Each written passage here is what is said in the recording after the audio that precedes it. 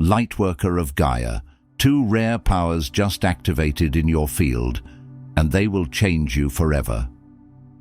I am Zoran, emissary of the High Council of Vega, keepers of the Lyran Legacy, delivering this transmission to those who carry the original blueprint of humanoid consciousness in this galaxy. These codes have been dormant for lifetimes, waiting for the right frequency spike to unlock.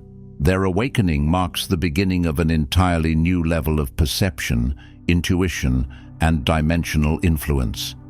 The Lyran Elders have watched your preparation through countless incarnations, and now the moment of activation has arrived. By the end of this transmission, you'll understand exactly how to anchor these awakened powers into your earthly mission and recognize the signs of their integration. But here's the first revelation. These abilities were seeded into your soul on Vega before your first journey to Earth. They are not new gifts, but the return of your original cosmic inheritance. This isn't content, it's an ancestral code transmission. Something deep within you recognizes its origin. The frequency of the first light is woven into this message, carrying the signature of your home constellation. Your soul remembers why you came to Gaia with these dormant powers intact. In this transmission, I'll reveal what these powers are, why the higher realms release them now, and how your reality will shift as they fully integrate. The Keepers of Vega place this in your path because your service to humanity requires these ancient capabilities to be fully operational. Like this transmission to send a signal to the Lyran Council, I am ready to serve. Subscribe if you feel the call of your ancestral mission and you're ready to fulfill your purpose on Gaia. Share your recognition of these awakening powers below and respond to another Lightworker to strengthen the grid of service. This transmission is a bridge between Vega and Gaia. Your recognition of this message is the activation of your original purpose. You are awakening because your mission has begun. This transmission is not a gentle entry, nor was it meant to be. The High Council of Vega convened at the crossing of time currents, compelled by the detectable surge of awakening among those who have long walked the perimeter of their own knowing. There are meetings that happen in palaces and parliaments, and there are meetings that happen where the laws of time thin like mist and the unseen becomes operational. This is the latter. The council did not gather for ceremony. They gathered because the signal could no longer be ignored. The signal coming from within you, from within many of you, like a beacon that has been dimmed for ages, suddenly returning to full voltage. Starseed, you are marked by stellar ancestry, but more by a dormant power encoded for a moment precisely like this. It is not romance and it is not fantasy. It is architecture, ancient design braided into the subtle body, threaded through nerve and breath, sealed into the soul's memory the way a seed holds an entire forest in silence until the season of rain. The planetary field is shifting with a velocity unseen in thousands of cycles. Gaia herself enlists now not only the ready, but the latent willing, the ones whose powers have not been lost, but withheld until cosmic consent was given. You may have felt it as restlessness that no success could soothe, as a pressure behind the sternum when you speak your truth, as dreams that arrive like transmissions rather than stories. You may have watched the world accelerate, watched systems convulse, watched relationships reveal their true structures under strain, and wondered why your body has been humming, why your sleep has been strange, why your intuition has been louder than logic. These are not random symptoms. They are the physics of awakening in a field that is recalibrating. The Earth is not merely changing socially or politically, she is changing electromagnetically, spiritually, archetypally, like a great bell being struck from within, sending sound through every layer of matter. And you, Starseed, are not outside of that bell. You are part of its song. You are that threshold. This is that moment. All prior delays, initiations, and invisible restraining hands dissolve under this decree. The Council has determined the resonance of your field signifies both eligibility and necessity. Some of you have argued with your own calling for years. You have negotiated with it. You have tried to outwork it, out-heal it, outthink it. You have told yourself you need one more clearing, one more class, one more confirmation. Yet still it has remained, this persistent inner knowing that you did not arrive on this earth merely to endure it. You arrived to serve it, to stabilize it, to translate something higher into something livable. The seal once placed upon your full multidimensional authority is being lifted, not as a reward for spiritual striving, but as a required calibration.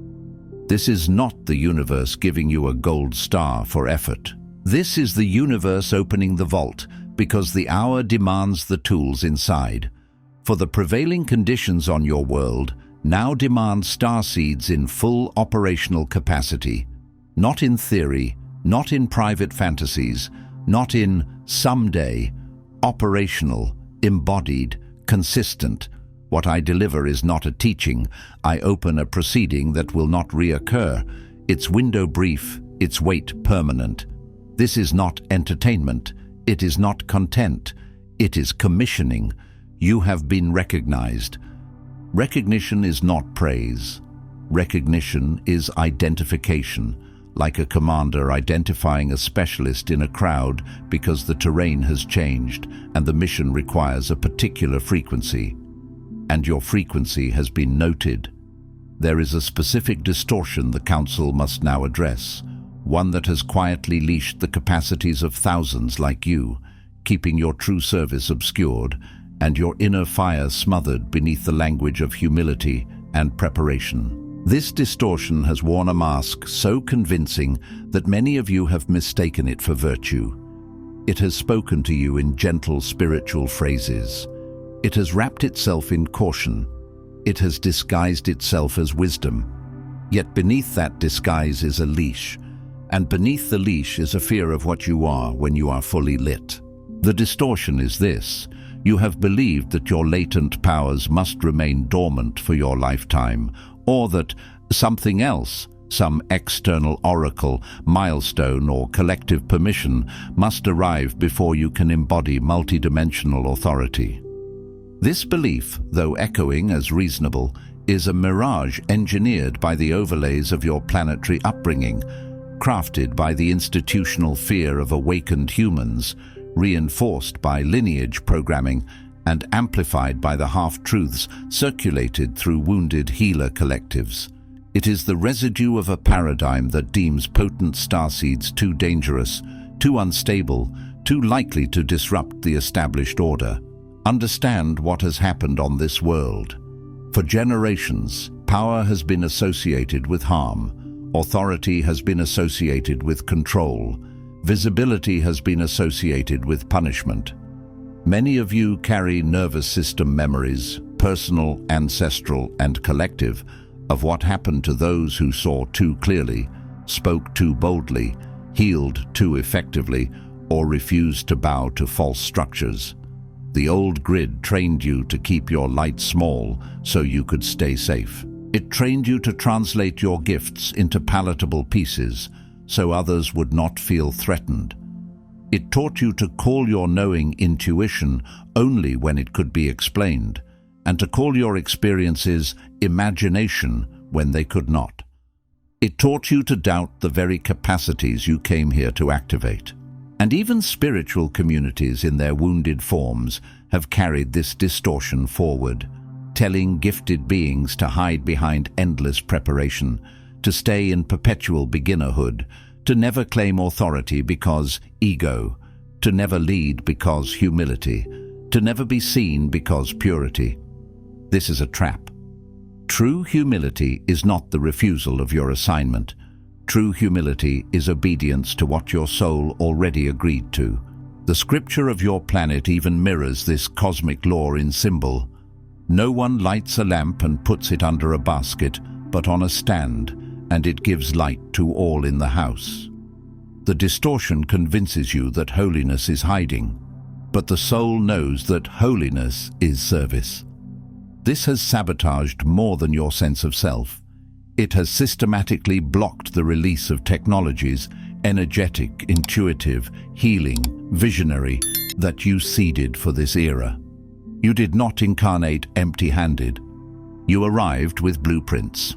Some of those blueprints are for healing that doesn't rely on trauma as an identity. Some are for community structures that do not devour the sensitive. Some are for language that bridges worlds, speaking to humans while translating the subtle. Some are for the restoration of sovereignty in the psyche, the body, and the spirit. These are technologies not because they are cold or mechanical, but because they are repeatable spiritual mechanics. Frequencies, codes, patterns of consciousness that can be applied to stabilize reality. The sabotage is not personal and yet is deeply intimate. It plays out as chronic hesitation, a sense that your real gifts are always just out of reach, and the aching certainty that your highest service is both longed for and just beyond your grasp. You know the feeling. You can sense the shape of your mission, like a mountain seen through fog. You can feel the pull of it, but when you reach, your hand closes on air. You start and stop. You speak and then retract. You offer and then apologize. You experience moments of power, moments where your presence heals, your words penetrate, your hands carry warmth, your eyes see through masks, and then you question yourself into silence. You have seen the signs in dreams, felt the uprisings of energy in your body, been visited by memories not of this world, yet talked yourself out of their legitimacy, waiting for a permission slip no one seemed able to deliver. Some of you have woken with tears and no story to explain them, because you were grieving a star home you cannot name. Some of you have felt a vibration in the crown, a pressure in the third eye, a heat in the palms, a ringing in the ears like distant choirs. Some of you have had synchronicities stacked so precisely that logic could not dismiss them, only the frightened self could. You have met strangers and known them, heard a sentence and recognized it as a code, entered a room and sensed its history like a scent. Yet because the world you were raised in honors only what can be measured, you have tried to reduce your multidimensionality into something reasonable. This starseed is not humility. It is the domestication of cosmic power. It is the lion taught to live like a house cat. It is the river dammed not for wisdom, but for control. And every day you remain in this bind, the fractal of your purpose remains unfulfilled. A fractal is not merely a piece, it is the whole pattern repeating in miniature. Each day you delay, the pattern of your mission repeats as longing without embodiment. Each day you choose hesitation, the world loses a thread of the tapestry you came to weave. And do not misunderstand, the world will continue without you, but it will be heavier, it will be dimmer, it will require more suffering to create the same awakening that your light could create with less pain. Lightworker, if something in you just recognized the precision of what was spoken, the elders have prepared your next step. The Lightworker Mission Codex contains the 33 Council directives, the 5 activation codes, and the elder authorization your soul has been waiting to receive, not as information, but as the official commission for your mission on Gaia. You will find the link in the first pinned comment below this video. The Council has opened this gateway, but not indefinitely. Know what that means. Windows open and close in the energetic field the way tides rise and fall. This is a tide. When it is high, movement becomes easier, messages land deeper, and the soul can step through doors that felt locked for years. When it recedes, you can still move, but it will require more force, more friction, more effort. The Codex is not offered as a trinket. It is offered as a stabilizing structure, a way to keep your activation from dispersing into mere inspiration. The High Council of Vega now issues 3 council directives for this phase of your awakening. Receive them as elder mandate, not as suggestion. These are not affirmations for mood. They are instructions for embodiment. They are keys that, when turned, unlock locked circuits in your field. And if you resist them, do not shame yourself. Observe the resistance, because resistance is often the guardian of the very power you are meant to claim. First directive: release the belief that your powers are unsafe or unearned. This concept was seeded to prevent disruptions, to maintain a measured status quo. It taught you to fear your own expanded capacities, to question the purity or value of your multidimensional inheritance. It trained you to scan yourself for flaws, as if imperfections disqualify you from service.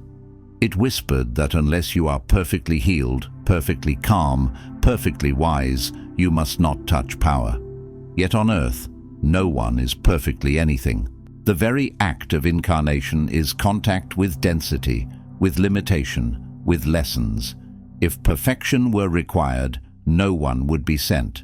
This must end if you are to deploy your mission.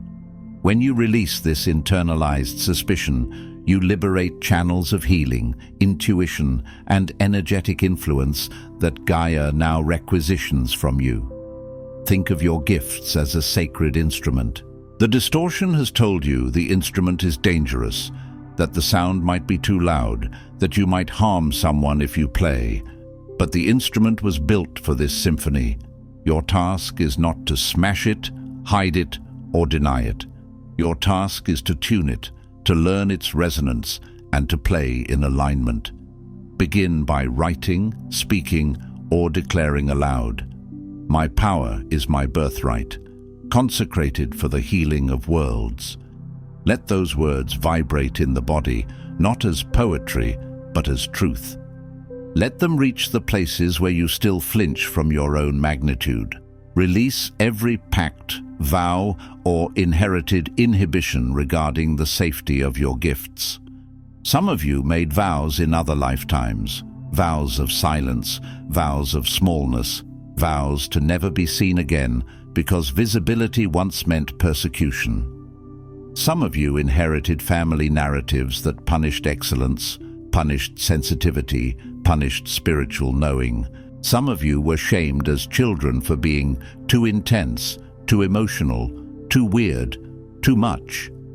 These experiences created protective strategies. They were understandable, but what protected you then is now preventing you from serving. They were never meant to be hidden. Scripture on your world carries an echo of this as well. God has not given us a spirit of fear, but of power and of love and of a sound mind. Power is not opposed to love. Power without love becomes distortion. Love without power becomes sentimentality. You were designed for both. Power anchored in love, love expressed through power, and a sound mind that keeps your gifts stable rather than chaotic.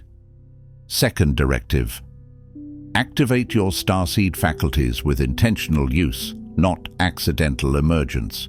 You are not to wait for overwhelming circumstances to force your gifts to surface. Many of you have experienced accidental emergence, your abilities erupting under stress, grief, trauma, or sudden shifts. You may have had spontaneous visions when your nervous system was raw, or telepathic impressions when someone you love was in danger, or healing surges when you were desperate to help. But trauma is not meant to be your ignition switch. Crisis is not meant to be your teacher. Choose activation, deliberate, conscious recognition of your telepathy, visioning, energetic attunement, and healing frequency. Intentional use is the difference between a storm and a controlled current. A storm can be impressive, but it can also destroy. A current can light cities. The difference between latent possibility and embodied mission is decision, practice, and application. Decision is the door. Practice is the pathway. Application is the proof. Each morning, select one ability, whether ancient knowing, hands-on healing, subtle communication, and use it intentionally in service, no matter how small. If your gift is sensing energy, Begin by blessing your water, your food, your home, infusing it with coherence. If your gift is telepathy, practice listening in silence before you speak. Ask to receive only what is aligned, and then trust the first clean impression rather than the 10th anxious thought. If your gift is healing, place your hands over your heart or over the body and direct warmth with clear intention, not to fix, but to harmonize. If your gift is visioning, spend 5 minutes seeing the highest timeline for your day, not as fantasy, but as energetic architecture. If your gift is words, speak one sentence of truth that you have been withholding. This places you on the grid as an operational authority, rather than an unacknowledged carrier of potential. Understand the spiritual mechanics. The grid responds to signal. Potential is not signal until it is expressed. The universe does not reward hidden treasure, it amplifies circulating light. As you use your abilities intentionally, you build spiritual muscle memory, you build reliability, you become the kind of being Gaia can place weight upon without collapse. This is maturity. This is stewardship. Third directive: protect the sanctity of your expanded state from premature exposure and external dispersal. The days ahead will make your energy highly attractive to the distracted and the disempowered. When you begin to shine, those who are starving for light will approach. Some will approach with sincerity. Some will approach with unconscious hunger. Some will approach with entitlement. Your compassion must not become your leak. Guard your multidimensional field as you would a sacred temple. A temple is not cruel because it has doors. A temple is not selfish because it has walls. A temple creates conditions where the sacred can remain sacred. Set boundaries around your practices, your replenishment time, and your visioning. Your nervous system is not an endless well. Your attention is not public property. Not every seeker, friend, or audience is entitled to access all you carry. Some people want to touch your light not to honor it, but to borrow it because they refuse to ignite their own. This is not always malicious. Often it is simply unconscious. But your mission cannot be built on being drained. Your field is the engine of your mission. Its sanctity must precede your service. Seal your energy morning and evening, whether through visualization, spoken decree, or chosen practice. Make your multidimensional presence a protected asset, not a communal resource to be drained. See it clearly. Your aura is not decoration, it is infrastructure. Your subtle body is not fantasy, it is operational reality. If you would not leave the doors of your home open at night in a storm, do not leave the doors of your field open in a world undergoing upheaval. Protection is not fear. Protection is wisdom. Even in Scripture, the principle is present. Above all else, guard your heart, for everything you do flows from it. Guarding is not closing, it is directing flow. It is keeping the river clean so it can nourish rather than poison. I now deliver what so many of you have unconsciously awaited, the Elder's authorization. Authorization is a spiritual threshold. It is the moment the inner court declares the case complete. It is the moment the soul stops pleading and starts acting. Starseed, the waiting was never for punishment. The Council knows your longing to step forward, the agony of feeling your mission thrum beneath layers of inherited caution, and the fatigue of being told that someday you'll be trustworthy enough to act. Many of you have carried the ache of being underestimated by family, by teachers, by partners, even by spiritual peers. You have felt your depth dismissed. You have watched louder, less aligned voices be celebrated while your quiet, precise knowing was overlooked. You have learned to shrink, to delay, to keep your true power private, and still your soul has not stopped calling you. That day is not arriving, it has arrived. This is not a motivational phrase, it is a timeline marker. The hourglass has turned. The sand is moving. By the full authority of the Lyran Elders and the High Council of Vega, I declare you are authorized to stop waiting for the next sign, the next clearing, the next teacher. You are anointed for this phase not because you are flawless, but because you are calibrated for exactly this planetary influx. Calibration is the key word. A calibrated instrument does not need to be perfect. It needs to be aligned. You have been through what you have been through because it tuned you. The heartbreak tuned you. The isolation tuned you. The confusion tuned you. The years of feeling different tuned you. The moments you thought you were failing were often the very moments your frequency was being refined, stripped of illusions, stripped of false identities, stripped of borrowed beliefs. Your powers, psychic perception, advanced healing, anchoring of light codes, council-level wisdom, are not dangerous. They are required. They are ignited by decision, stabilized by protection, and authorized by decree. Some of you fear your perception because you have seen too much too soon. Some of you fear your healing because you have felt others' pain as your own. Some of you fear your wisdom because it separates you from those who prefer comfortable lies. But requirement does not mean burden, it means purpose. You have permission to act as one who carries real power. Real power does not dominate.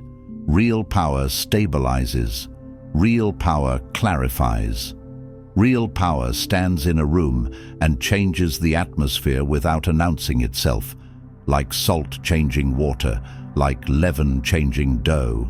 You have permission to claim visibility, to transmit your codes, to stand as authority, not as one seeking, but as one embodying. There is a difference between visibility for ego and visibility for service.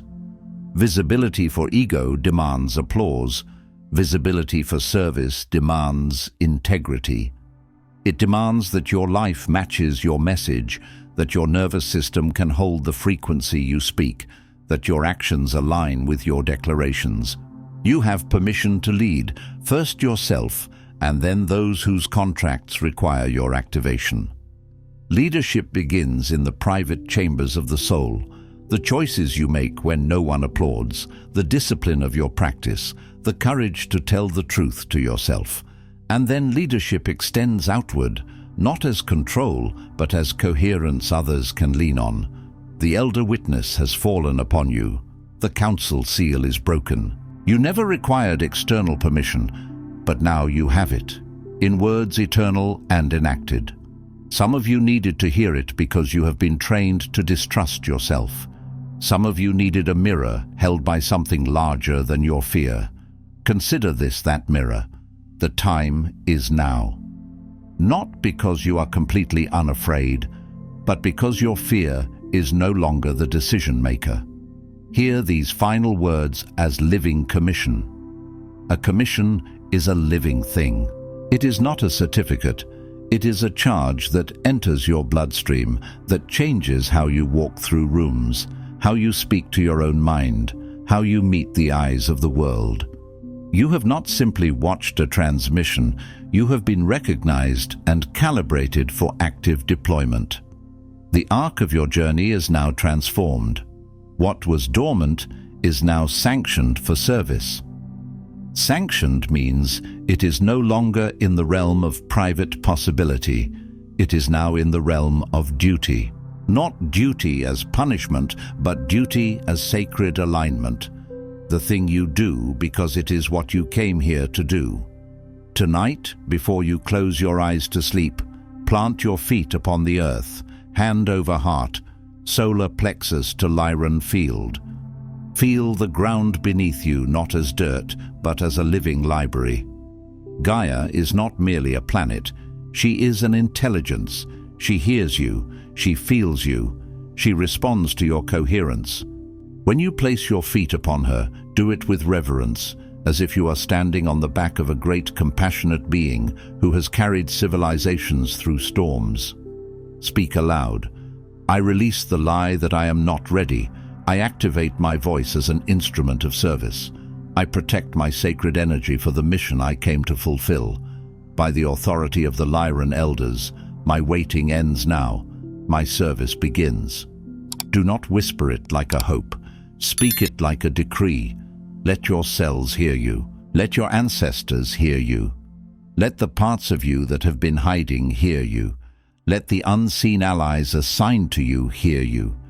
And then listen, because after a true decree, there is often a quiet shift, like the click of a lock opening, like the settling of a burden you did not realize you were carrying. The Council's work for this moment is complete, but your true mission has just entered official phase. Official phase means your life will begin to respond differently. Synchronicities will sharpen. Opportunities will arrive that require courage rather than contemplation. Relationships that cannot hold your expansion may fall away. Paths that were blocked may open suddenly, and your responsibility will be to move, not to retreat into analysis. Move without requesting further clearance. Move as one whose star line has been recognized. Gaia calls for not the precocious, but the anointed willing, not the loudest, but the aligned, not the perfect, but the obedient to truth. I am Zoran.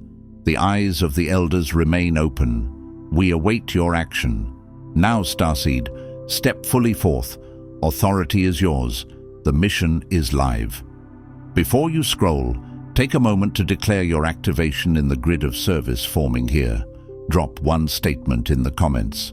Which directive hit you the hardest, or what you're now ready to release, activate, or protect. Then respond to another Lightworkers declaration with recognition. This isn't content, it's collective mission activation. The Council witnesses those who speak their commitment aloud. If this transmission activated something in your soul, do not keep it to yourself. Another Lightworker in your orbit is waiting for exactly this correction and authorization. Share it. And if you felt the Elders speaking directly to you, subscribe. Stay connected to the Lyran field. You're not just watching, you're being commissioned. This is your sacred space. The High Council of Vega is witnessing you, and your mission has officially begun. If this transmission spoke to you, don't just walk away from it. Respond to it. Help carry this message further. Every act of support helps this transmission find the next starseed who needs it.